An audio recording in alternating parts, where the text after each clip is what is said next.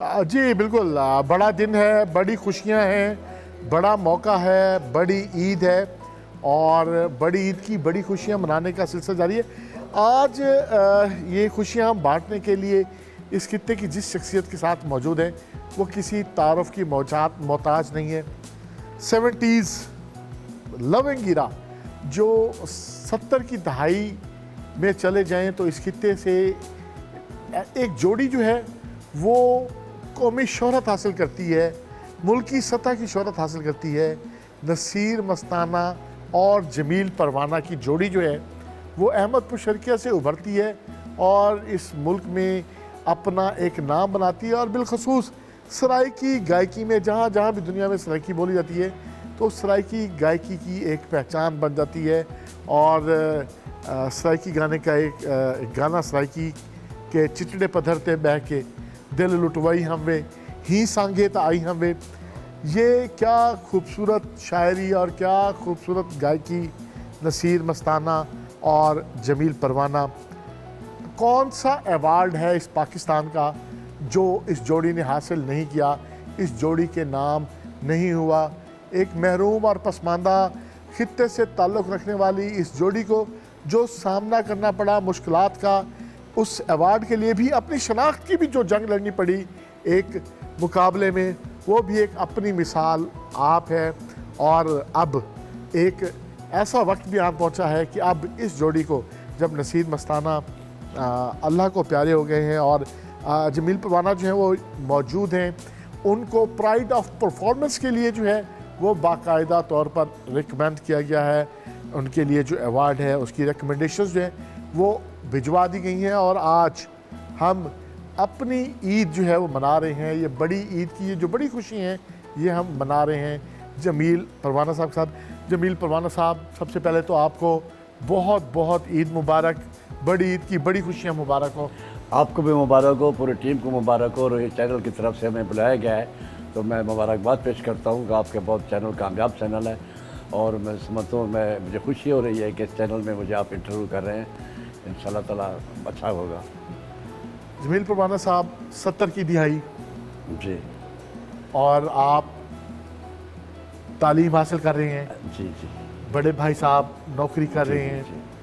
और आप एक गाना गाते हैं, एक नगमा गाते हैं, एक सराइकी ज़बान को उसकी गायकी बयान करते हैं और एकदम मशहूर हो जाते हैं।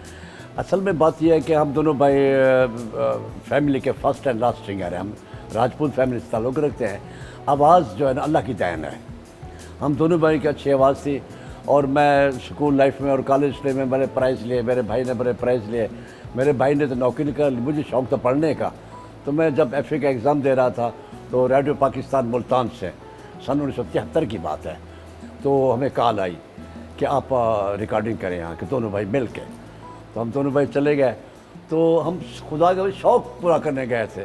तो एक शौक़ पूरा करना होता है, दूसरा शोहरत हासिल करना होता है। शौक़ तो पूरे हो जाते मगर शोहरत कभी कभी मिलती है, किसी किसी को मिलती है। जब हमने गाना गाया तेरा रुख महताब दे देखण किते कदी उस्माना ये दौड़ा था। तेरा रुख महताब दे देखण किते कदी उस्माना हम दिल विच सिक तेरे मिलने दी रख सिक माना मैं जित माना। एक खौफ तेरी बदनामी दा किन लंबड़ी लंबड़ी विथ माना। मैं मस्कीन दे तर सकर कुछ सोच तो सही मैं कित माना। अल्लाह तो निवी लांगा दे यार खुश प्या वसे शाला। इतना हिट हुआ तो पहली सॉन्ग से हम वो खुश नसीब को लोग आ रहे हैं पाकिस्तान के जिन्हें पहले ही सॉन्ग से शोहरत हासिल मिली। अच्छा, ये तो आप बता रहे हैं कि 73 में आपको रेडियो पाकिस्तान की तरफ से कॉल आती है। रेडियो पाकिस्तान तक आपकी शोहरत कैसे पहुंचती है? हाँ, रेडियो पाकिस्तान ये है, हमें इंटरव्यू देने गए थे ना, तो पहले तो कहते आप बच्चे हैं, अभी आपकी दाढ़ी मुच्छा नहीं है, आप बच्चे हैं, आप ना लें। तो शौक़ रेडियो पे गाने का इंतहा का था। अच्छा, इसमें नसीर साहब का ज़्यादा शौक़ था या आपका ज़्यादा? नसीर मस्ताना साहब का गाने में ज़्यादा शौक़ था। मैं असल में बात यह है, मैं आपको बताता हूँ, ये अहम बात है, ज़िंदगी का कोई पता नहीं। मेरे भाई नसीर मस्ताना की आवाज़ मेरी भी आवाज़ थी, लेकिन वो मुझसे बहुत बेहतर आवाज़ थी, पक्की आवाज़, क्योंकि वो मैडम नूर जहाँ को फॉलो करते थे और उनके गीत गाते थे।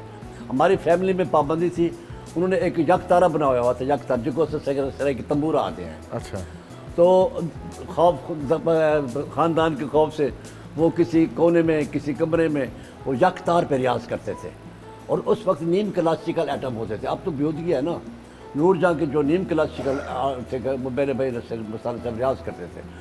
मेरे दिल का शौक़ ये था मैं अपने भाई की आवाज़ को प्रमोट करूं, इसको ऊपर ले जाऊं। भाई को शौक़ नहीं था, भाई कहते बस ठीक है मैं घर जाता हूँ दफ्तर में, ये मैंने नहीं, मेरी शौक़ ये था। फिर मैं रेडियो पाकिस्तान पर गया तो वो कहते नहीं आप बच्चे हैं अभी जाएँ। एक दिन ऐसा हुआ कि लाहौर से एक सैयद आया, पता नहीं किसने भेजा, मौला हुसैन ने भेजा, क्या हुआ, रेडियो मुल्तान हमें नहीं लेता था। और जहाँ रेडियो बाहर लाहौर, जहाँ मैडम नूर, जहाँ फरीदा खानम गाते थे, हमें जहन में भी नहीं था। हम वहाँ गए, चले गए लाहौर, एक सैयद लेकर गया कार पे, तो आप दोनों भाई जो ना मिल के मौला हुसैन की मस्जिद में 2 मर्चियाँ तो पढ़ दें। अहमदपुर शरकत से वहाँ ले गया। देखो राज की बात, मैं मौला हुसैन से दुआ कर रहा था कि रेडियो पे गाऊँ। जब वहाँ पहुँचे तो मोनी रोड पे एक मजलिस हुई, बहुत बहुत आलिम जाकिर बड़े थे। हमने डरते, स्कूल को भी डरते नहीं थे, आवाज़ में कॉन्फिडेंस था। तो वहाँ हमने मौला हुसैन के 2 मर्सिए पढ़े। जब मजलिस में, उस मजलिस में, अब मुल्तान वाले हमने गौर किया, मुल्तान वाले में नहीं लेते थे, वहाँ बैठे थे। अब ये भी बताओ कि जोड़ी कैसे हुई, जोड़ी क्यों बनी? तो वहाँ अफीसर बैठे थे, फ़िका जाफर से ताल्लुक़ रखते थे, वो रेडियो पाप मुल्तान लाहौर के अफीसर थे। तो उन्होंने हमें कार्ड दिया, भाई आप बहुत अच्छी बात है, आप कल रेडियो लाहौर पे आ जाएं। तो सर मुझे तो सारी रात नींद ना आई खुशी से। मैंने कहा कहाँ मुल्तान, कहाँ लाहौर, मौला हुसैन ये शफ़क़त तुम्हारी, ये मेरे अब बाल खड़े हो रहे हैं, खुदा गवाह है, ये मौजज़ा है। तो मैं चले गए वहाँ। जब ये हमारे सुनने वाले इस बात को याद रखें कि ये 70 की दिहाई है, हाँ, ये 70s है, 70-80 की दहाई, ये 70 और 80 के दरमियान की बात है कि उस वक़्त जो सबसे बड़ा मौसर ज़रिया तस्वुर किया जाता था अबलाग का, वो सिर्फ रेडियो था, रेडियो टेलीविज़न। तो फिर सुबह को हम जनाब बड़े मुश्किल से नींद आई खुशी से, सुबह हम रेडियो लाहौर पे चले गए, वहाँ पर अच्छे उन्होंने रिसेप्शन दी और अंदर चले गए। अब मुझे बाद में भी चला गया, वो जो हमें लेकर जाने वाले थे वो कौन थे, वो महान प्रोड्यूसर थे, महान, आज़म खान, अब्दुल शकूर बेदिल, खालिद असगर, बड़े टॉप क्लास, हमें पता नहीं था।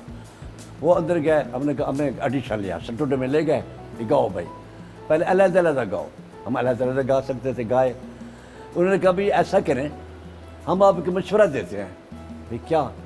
आप दोनों आवाज़ जैसे रात मर्सिया को ही कर रहे थे ना, आप दोनों मिल कर गाओ, अगर मिलकर गाओगे हम आपको अप्रूव भी करते हैं, कॉन्ट्रैक्ट भी करते हैं, रिकॉर्डिंग भी करते हैं। पाकिस्तान में एक नई बात होगी, 2 भाई एक आवाज़, 2 भाई एक आवाज़। मेरा मकसद सिर्फ ये था कि रेडियो पे हो जाओ, बस जो 2 या 1। मैंने कहा हमें कबूल है।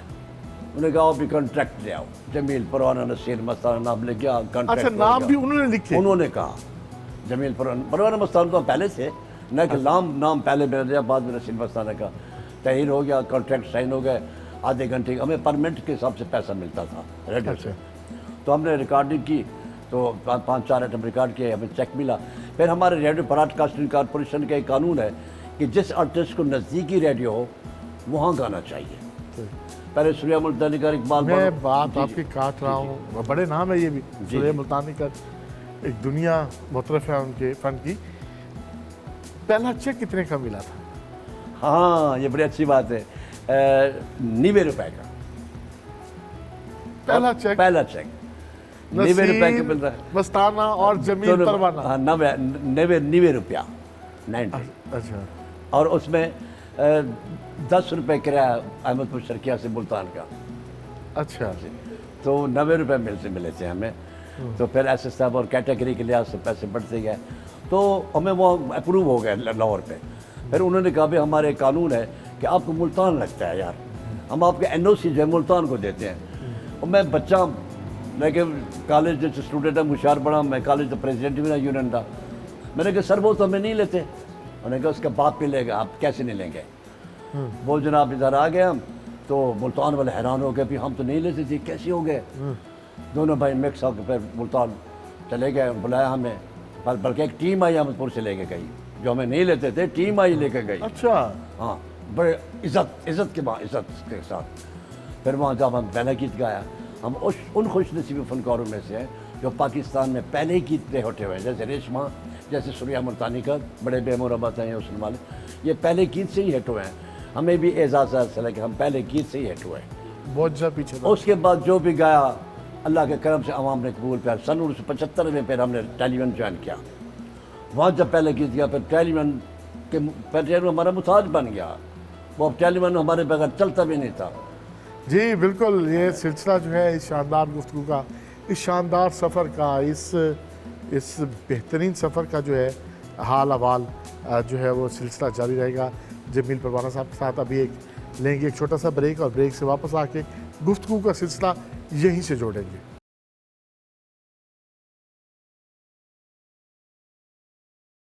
वेलकम बैक नाज़रीन।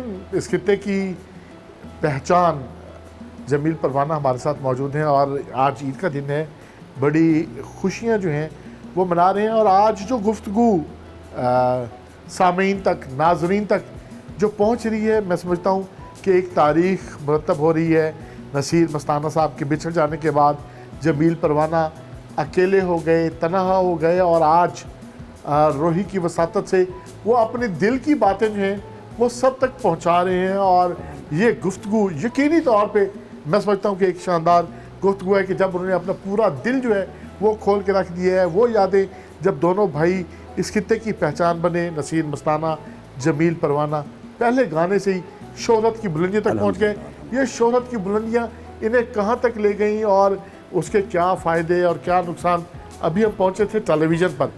अच्छा, जमील परवाना साहब, टेलीविज़न पे जब आपने गाना शुरू किया, कौन सा सन था, और टेलीविज़न पे पहला गाना कौन सा गाया? जी हाँ, ऐसे पे कवल आपने एक बड़ी अच्छी बात की है कि कितने आपको क्या मुश्किलात पेश आई। कि सबसे बड़ी मुश्किलात पेश आई कि मेरी फैमिली में गाने को हराम समझा जाता था।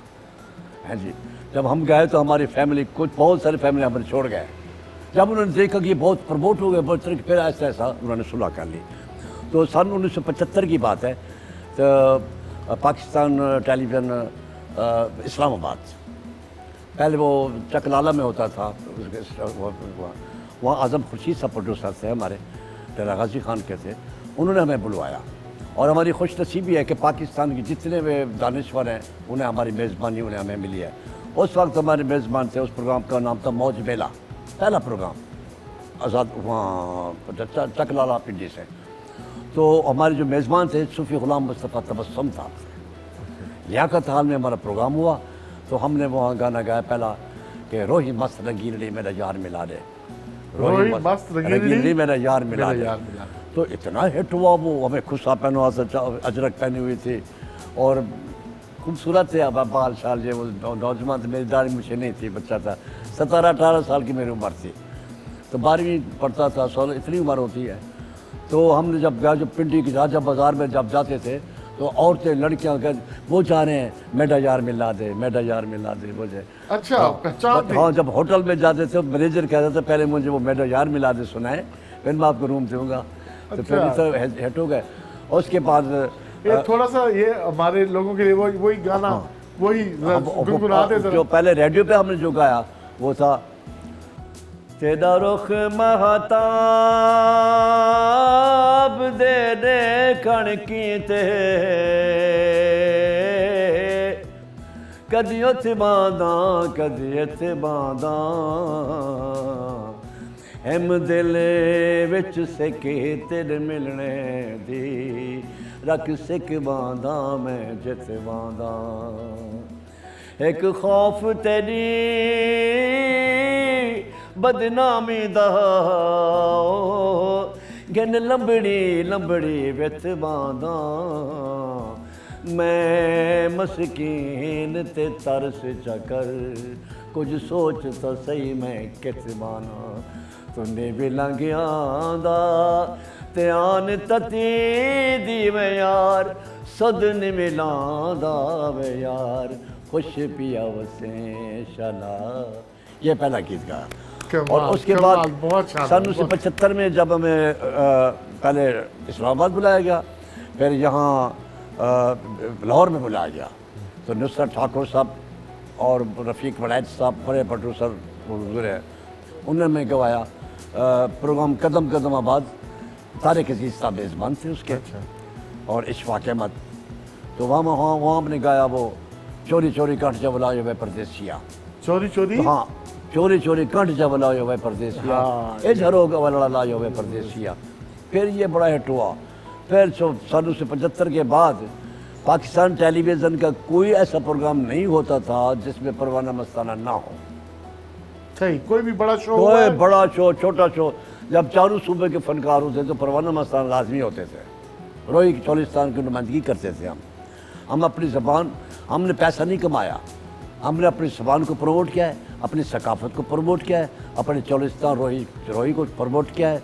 इस तरफ हमें शौक़ नहीं था, पैसा अभी था भी नहीं। आपको कह रहा हूँ कि 90 रुपये चेक मिलता था। टीवी से पहला चेक कितने का मिला था? टीवी से पहले चेक मिला था मेरे ख्याल में, अलहदा कॉन्ट्रैक्ट साइन करते थे। 300 का मस्ताना भाई को, 300 का मुझे, 20 रुपये टिकट होती थी लाहौर की। अच्छा, हाँ, तो वो मिला।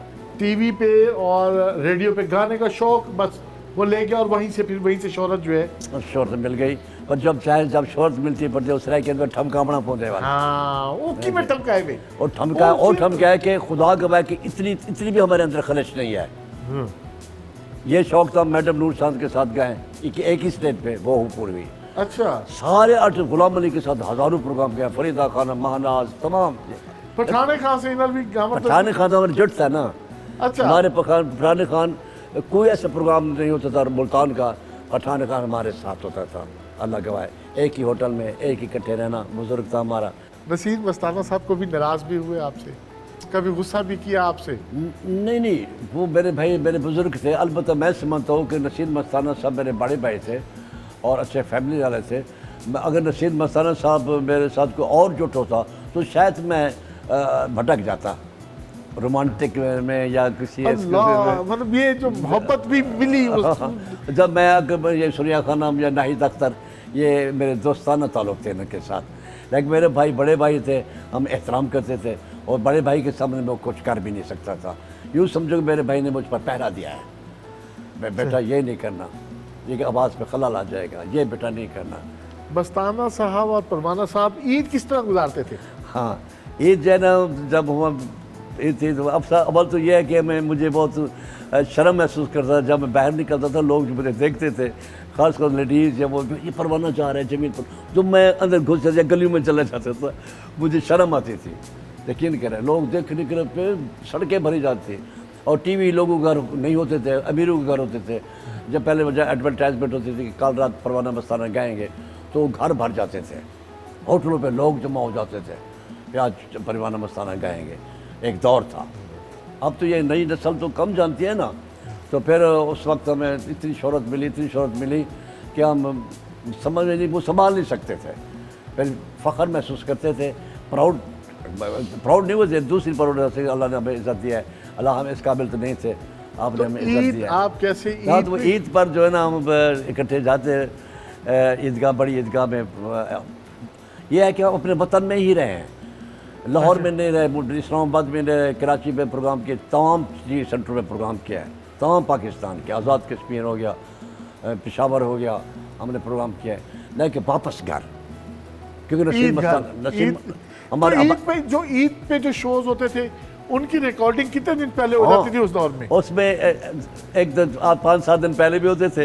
एक प्रोग्राम ऐसा था जो रात को प्रोग्राम रिकॉर्ड करें टेलीविजन लाहौर पे, तो दिन को ईद थी। अच्छा, तो मैंने वो प्रोग्राम भी करना था, ईद शो था, हमें बुलाया गया था, टॉप क्लास आर्टिस्ट वहाँ इकट्ठे थे आप सारे।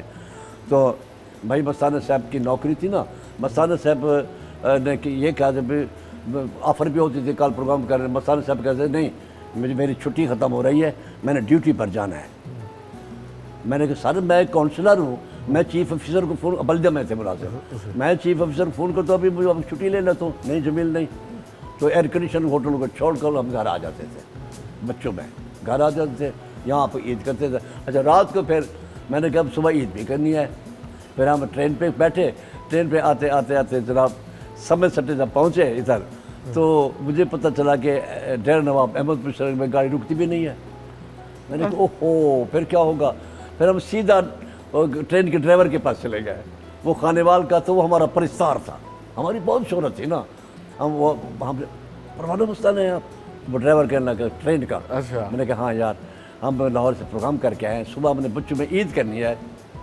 अब हॉल पर उतर गया तो कल कुछ नहीं मिलेगा, ईद के दिन है। उन्होंने कहा बेफिक्र हैं, हमारे स्टाफ तो नहीं है, मैं रोकूंगा, आप आराम से उतर के मुझे बाई बाई करेंगे, फिर मैं गाड़ी चलाऊंगा। ऐसा आराम से उतरना है, हमारा सरमाया है। आपने आराम से उतरना है। आपने ट्रेन रुकवा दी? हाँ, ट्रेन बगैर स्टॉप के ट्रेन बगैर स्टॉप करो गई। ड्राइवर रोक कर फिर उतर गया, खुदा हाफिज उतर गया। तो वो रेलवे पुलिस, रेलवे थानेदार, वही कौन वजीर उतर रहा है, पता कौन उतर रहा है, गाड़ी रुक गई है, स्टॉप भी नहीं है उस दौर में। हाँ, उस दौर में तो पर पुलिस वाले, रेलवे पुलिस वाले आ गए, वो भी जानते थे। परवाना मस्ताना, मैंने कहा भाई हम उतरे हैं, हमारी कल ईद है। हमने ड्राइवर को कहा उतारो। जी बिल्कुल, देखें ईद तक जो है वो पहुंच गए हैं और किस तरीके से जो है वो मस्ताना परवाना ईद मनाते थे। गुफ्तगू का सिलसिला जो है वो जारी रखेंगे, लेकिन अभी लेंगे एक छोटी सी ब्रेक, और ब्रेक से वापस आने के बाद ये जो एक तारीखी बातें हम सुन रहे हैं, इसका सिलसिला जो है वो जारी रहेगा।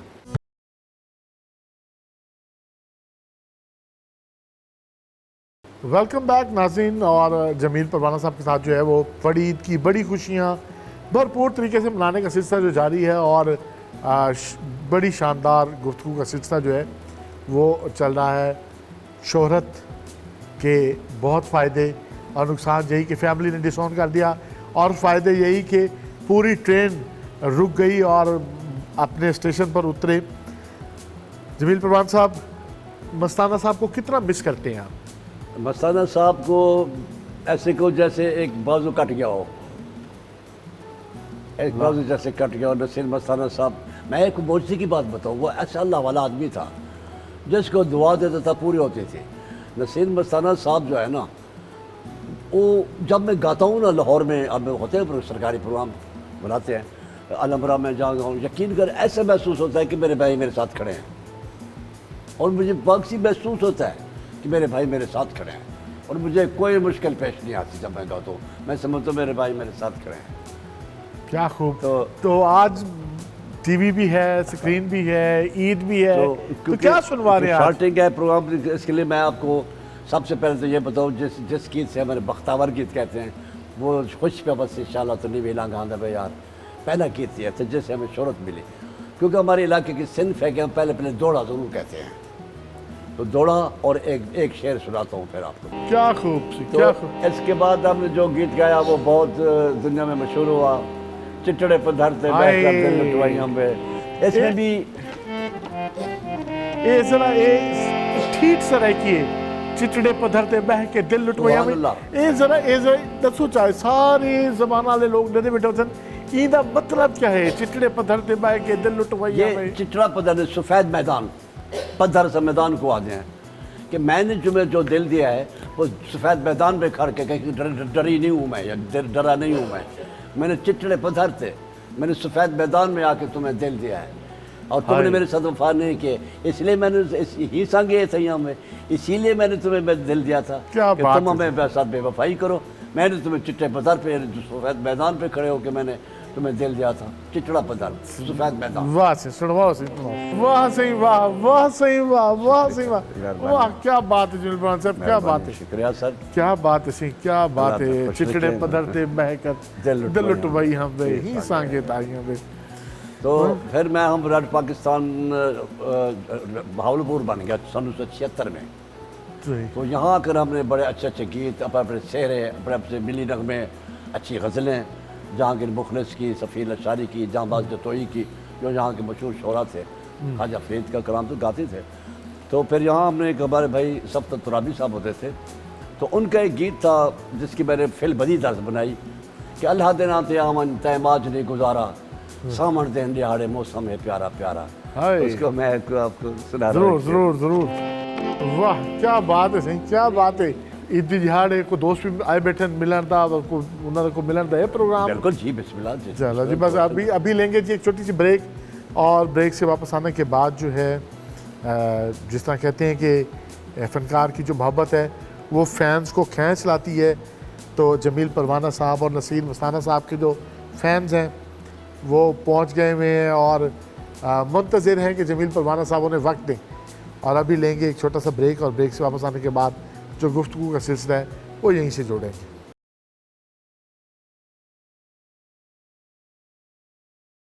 वेलकम बैक नाज़रीन। बड़ी ईद की बड़ी खुशियाँ मनाने का सिलसिला जारी है जमील परवाना साहब के साथ कि ईद किस तरीके से गुजारते हैं और उनका जो एक फ़न का सफ़र है अपने भाई के साथ, और उन्होंने बहुत तारीख़ी यादें जो हैं शेयर की। इस मुल्क के कई नामवर गुलकारों का जो है वो ज़िक्र हुआ, 70 से रेडियो पाकिस्तान, फिर PTV और फिर आगे चलते चलते, और आज ईद के दिन फैंस भी मिलने के लिए आए हुए हैं, दोस्त भी मिलने के लिए आए हैं।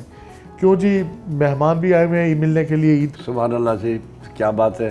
मैंने वैसे में ईद जो है ना उसमें दोबारा खुशी हो गई, जो ऐसे खूबसूरत चेहरे और हमारे इलाके के नामवर लोग हैं ये हमें शुरू से हमारे साथ ताउन करते हैं, हमें सर पर हाथ फेरते हैं, शरफत की है इनकी, हमें दाद दी है, इनकी दाद के ज़रिए अब प्रमोट हुए हैं, हमने तरक्की की है हमने। जी यकीनी तौर पे जो है आप कुछ मेहमानों से भी जो है वो गपशप करते हैं और जनाब जमील परवाना और नसीर मस्ताना के फ़न के हवाले से कुछ गुफ्तगू उनसे भी करते हैं। जी बिल्कुल, हमारे साथ मौजूद हैं सादत अब्बास साहब, अहमदपुर शर्किया से ताल्लुक़ है, और नसीर मस्ताना जमील परवाना कौन वाकिफ़ नहीं।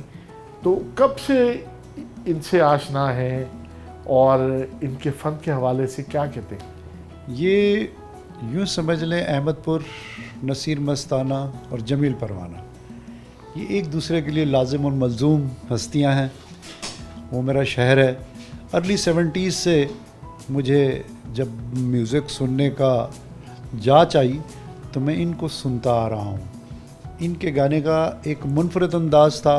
इन्होंने मेरी फोक मौसीकी को जो जिला बख्शी, मैं समझता हूँ कि ना इनका मुतबदल इस वक्त अभी वहाँ मौजूद है और ना इनको दोबारा इस तरह से कोई कॉपी कर सकता है। ये वो लोग हैं जिनको इनके होते हुए प्राइड ऑफ परफॉर्मेंस मिलना चाहिए। किसी फ़नकार को उसकी ज़िंदगी में अगर कोई प्राइड ऑफ परफॉर्मेंस या किसी किस्म का कोई अवार्ड सरकार देती है तो मैं समझता हूँ उसकी उम्र में और उसकी ज़िंदगी में और उसके सुकून में और उसके इत्मीनान में और उसके फ़न में तस्कीन का एलिमेंट जो है वो भर जाता है। मैं समझता हूँ शायद इससे भी कुछ बढ़ के कि वो कम से कम अपनी फैमिली पे, जहाँ एक मुखालफत का भी सामना करना पड़ा कि आप क्यों गा रहे हैं, आपका बैकग्राउंड ऐसा नहीं है, तो वो जो तसल्ली है वो इस बात की कि यार कि ओके मैंने कुछ ऐसा करके दिखा दिया है कि जिसके लिए कि देखिए मैं आप सब में मुमताज़ हो गया कि आज मुझे प्राइड ऑफ परफॉर्मेंस। जी बिल्कुल, मैं इस बात से बेहद इत्तफाक करता हूँ कि ये मैटर ऑफ कंपनसेशन है। किसी फ़नकार की मेहनत का एतराफ़ होना उसकी ज़िंदगी की पल्सेस को बढ़ा देता है। जी बिल्कुल, मौजूद हैं फ़न और सकाफ़त से ताल्लुक़ है, और जनाब भी इस खिते की एक बड़ी शख्सियत हैं, प्रोफेसर डॉक्टर राना शहजाद साहब। सर माई प्लेयर के जमील परवाना साहब, नसीर मस्ताना साहब, बड़ा इस खिते का बड़ा नाम है जी। तो इनके फ़न के बारे में और इनकी जो एक जद्दोजहद है जो 1973 से जी इनका जो सिलसिला जारी है, क्या कहेंगे उसके बारे में? मैं ये कहना चाहूँगा कि यकीनन तौर पर जो फ़नकार होता है उसका अपना एक रवैया होता है, उसका अपना एक बिहेव होता है। मुझे एजाज़ हासिल है कि मैंने इन दोनों भाइयों के साथ बहुत सारे असफ़ार किए हैं। इस्लामाबाद भी गए, लाहौर भी गए, वहाँ भी इनकी परफॉर्मेंस हुई, और बहुत सारे हमारे यूनिवर्सिटी के प्रोग्राम भी थे और बहुत सारी और फील्ड्स में जो प्रोग्राम्स थे उनको मैंने कंडक्ट भी किया। लेकिन जो मैंने ऑब्ज़र्व किया वो ये था कि बाकी लोग भी इनके साथ मौजूद थे। ये दोनों भाइयों में जो इनका अंदाज़ था वो ये था कि ये एक सेक्रीफाई करना जानते हैं, क़ुरबानी देना जानते हैं, और जो इनके साथ दूसरे फ़नकार थे यकीनन उजलत में भी होते हैं और उनको कुछ थोड़ा सा ये भी होता है कि उनको ये चीज़ जल्दी मुयसर आ जाए और जल्दी वो घबरा भी जाते थे। एक जगह हम गए थे, इनको याद नहीं होगा, गर्मियाँ थी और एयर कंडीशन नहीं था वहाँ। सुबह जब बाकी जो इनके दोस्त थे उन्होंने बहुत शिकायत की, ये मुस्कुरा रहे थे दोनों भाई। तो ये यकीनी तौर पर फ़न भी है और इनका ख़ानदानी जो कह लीजिए कि एक रिवाज है, ख़ानदानी एक तशख़्ख़ुस है, उसकी भी ये गमास है। दूसरी बात जो आपने बात की कि जब किसी फ़नकार को गवर्नमेंट की सतह पर पेशराई हासिल होती है तो यकीनी तौर पर हर शख्स उस घराने से नहीं हुआ करता। आम तौर पर हमारे यहाँ फ़नून लतीफ़ा पे बहुत सारे स्टिग्मास हैं, बिल्कुल, और उसकी वजह से बहुत सारे फ़नून लतीफ़ा पीछे रह जाते हैं। तो ये भी उन्हीं में से हैं। यकीनी तौर पर इनकी जो फैमिली है उन्होंने कुछ इतना पसंद नहीं किया, ये अपने शौक़ की खातिर यहाँ तक पहुँचे हैं और इन्हें पता नहीं क्या कुछ कुर्बान करना पड़ा। वागी साहब, आप भी इस खित्ते की एक मजबूत आवाज़ हैं और यकीनी तौर पे आपने नसीर मस्ताना साहब और जमील परवाना के कई गीत जो है वो आपने भी सुने होंगे। क्या कहते हैं इनके फ़न के हवाले से? मैंने आज से तकरीबन कोई 35 साल पहले इनकी आवाज़ को मैंने सुना और मैं इनके बड़ा फ़ैन हूँ। ये पठान खां के बाद ये पहली हस्ती हैं जो इस खित्ते की ये पहचान है, बल्कि ये हमारे मुल्क का असासा है, कीमती असासा हैं और जिनकी कदर व कीमत आम इंसान नहीं समझ सकता। मगर ये हम इनकी रिस्पेक्ट करते हैं और इनको हम आगे इक़्तिदार के ऐवानों में जो लोग बैठे हैं उनसे भी रिक्वेस्ट करते हैं कि इनकी आवाज़ को सुनें और इनकी जो है इनकी जो जद्दोजहद है, इनकी मेहनत है, वो यकीनी तौर पे डिजर्व करते हैं। इनको वो जनाब उसका प्राइड ऑफ परफॉर्मेंस जो है ना वो इनको जल्दी मिलना चाहिए, हमारी रिक्वेस्ट है सर। जी बिल्कुल। मैं समझता हूँ कि इस खित्ते में फ़न की जितनी खिदमत जो है वो मियाँ अतीक साहब ने आके की है और दिन रात यही कोशिश है कि इस खित्ते के जो फ़नकार हैं, गुलकार हैं और दस्तकार हैं और किसी भी हुनर से वाबस्ता हैं, तो उसको सामने ले आएँ, उसको उजागर करें और उसकी आवाज़ जो है वो बने। यकीनी तौर पे किसी हद तक कामयाबी जो है वो मिली भी होगी। मेरे साहब सबसे पहले तो आपको ईद मुबारक और जो आपकी आर्ट्स काउंसिल की जो रौनकें लगी रहें, आबाद रहें। हम तो इस चीज़ के लिए दुआ गो हैं और जो आप कोशिश काविश कर रहे हैं चीज़ों को बेहतर बनाने के लिए।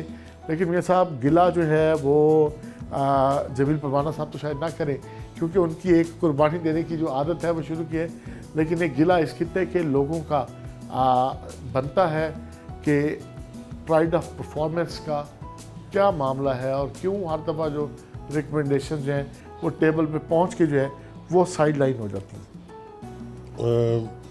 एक तो खैर मुबारक और आपको भी ईद मुबारक और सारी रोही की जितनी भी टीम है उसको बहुत बहुत ईद मुबारक।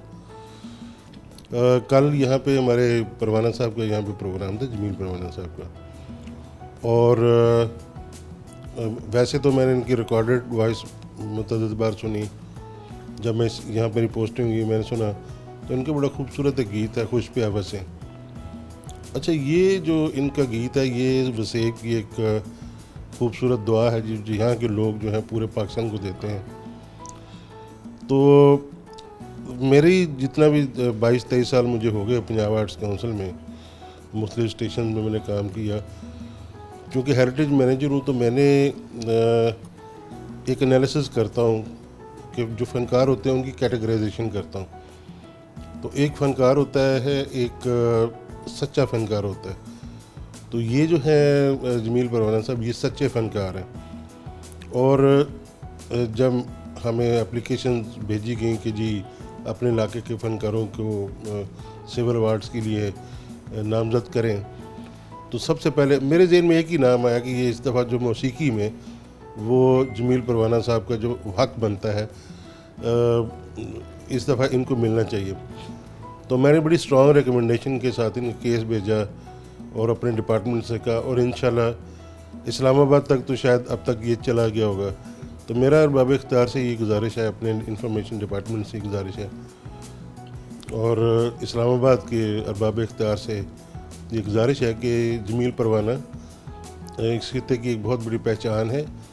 और ये सिर्फ इस खित्ते की नहीं बल्कि ये पूरे पाकिस्तान की पहचान है और पूरी दुनिया में लोग इनके नाम को जानते हैं और ये सच्चे फ़नकार हैं। ये इनका हक़ बनता है कि इनको प्राइड ऑफ परफॉर्मेंस जो है वो मिले।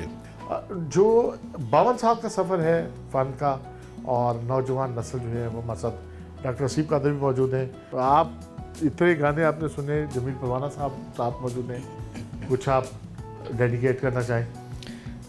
मेरे जहन में अभी इनको देख के कि वो आब्दा परवीन साहब का गाना आ रहा है, वो जो है कलाम है, ढूंढोगे अगर मुल्कों मुल्कों। बड़ा दिन है आज, ईद का दिन है। अपने शायकीन को, अपने सुनने वालों को क्या पैगाम देना चाहेंगे?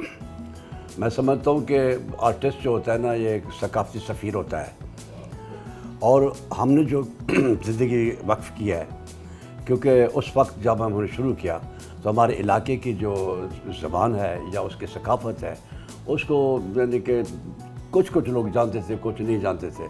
मैंने अपने भाई को कहा कि ऐसा है कि हम अगर अल्लाह ने हमें शोहरत दी तो हम अपने इस मिट्टी की हक अदा करेंगे और यहाँ की जो ज़बान, यहाँ की सकाफ़त, यहाँ का जो कल्चर है और रोही चोलिस्तान का जो है उसको प्रमोट करने में जितना हो सका हम तनदेही से करेंगे। और मैं समझता हूँ अल्लाह ने हमें कामयाब किया, और जिसको कोई रोही को कोई जानता भी नहीं था, तो हमने वहाँ लाहौर में, इस्लामाबाद में, कराची में टीवी सेंटर के ज़रिए, टीवी सेंटर ही होते थे ज़रिए, रेडियो होते थे, तो हमने जितना हो सका हम कामयाब हुए। और अल्लाह ने हमें ये एजाज़ बख्शा है कि हमने अपनी ऐसी धरती का जो हक अदा किया है वो सही अदा किया है। हमें फ़ख्र है इस पर, और कोई मायूस नहीं है। अल्लाह का करम है, हमने जितने हमारी आवाज़ थी, हम इतने बड़े फ़नकार नहीं हैं, जो हमें आवाज़ अल्लाह ने बख्शी थी उसको हमने अपनी चादर को खूबसूरत किया है। जो तो हमें चादर मिली उसको खूबसूरत किया है। हमने किसी के ना नकल किया है, ना किसी के तर्ज गाई है, अपनी तर्ज, अपनी बात उसी तर्ज में अपने आप को बनवाया है। और अब मैं समझता हूँ कि आज भी हमें लोग सुनते हैं, तो शुक्र अल्हम्दुलिल्लाह। मैं इस काबिल तो नहीं हूँ, मैं कहाँ जाता हूँ तो मुझे वो अल्फाज कहते हैं कि परवाना साहब आपकी दाऊदी आवाज़ है, तो मैं बहुत शर्मिंदा भी होता हूँ और ख़ुश भी होता हूँ कि कहाँ ले गए दाऊदी आवाज़। दाऊद अलैहिस्सलाम की आवाज़ इतनी सी प्यारी, मैं तो इस काबिल भी नहीं हूँ, खाक दर खाक भी नहीं हूँ। तो मैं समझता हूँ कि मेरे लिए ये भी बड़ा एहसास है। जब वो लोग, एक प्रोफेसर साहब बैठे थे एक फंक्शन में, उन्होंने कहा माशाल्लाह आपकी बहुत दाऊदी आवाज़ है। मैंने कहा अल्हम्दुलिल्लाह, शुक्र है अल्लाह ताला, आपने ऐसा एहसास दिया। तो मैं समझता हूँ कि आर्टिस्ट को जितना आप अप्रिशिएट करेंगे, समझो आप अपनी धरती को अप्रिशिएट कर रहे हैं। जितना हो सके अपने फ़नकारों को, अपने शायरों को, अपने अदीबों को आप उसकी सरपरस्ती करें, उनको प्रमोट करें, और उनको जो है जितना हो सके उनके हौसला अफजाई करें। Thank you very much. बहुत शुक्रिया जनाब जमील परवाना साहब। बड़ी ईद की बड़ी खुशियाँ जो हैं हमने मिल बांटी। इस खित्ते की बड़ी मजबूत आवाज़ है, और लाखों की तादाद में जो हैं वो इनके फैंस जो हैं वो मौजूद हैं। बड़ी ईद की बड़ी खुशियाँ मनाने का सिलसिला आज जारी रहेगा। आप इजाज़त दीजिए अपने मेज़बान रज़ा मलिक को। अल्लाह हाफ़िज़।